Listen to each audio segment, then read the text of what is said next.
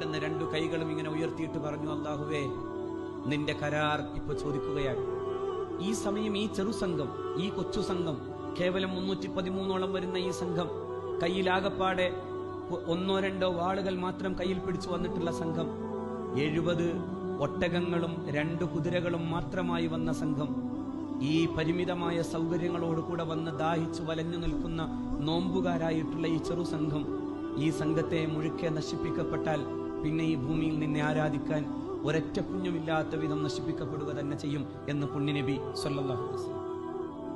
അല്ലാഹുമ്മ ഇൻ തശഅ ലം തുഅബദു ബഅദൽ യൗം, നീ ഉദ്ദേശിച്ചാൽ പിന്നെ ഈ പരിശുദ്ധമായ ബദറിന്റെ രണാങ്കളത്തിൽ നിന്ന് ഒരു കുഞ്ഞും ശേഷിച്ചു പോകൂല. ഞങ്ങൾ ഇവിടെ തന്നെ തീയും. ഞങ്ങൾ മുന്നോട്ട് പോകാൻ തീരുമാനിച്ചു.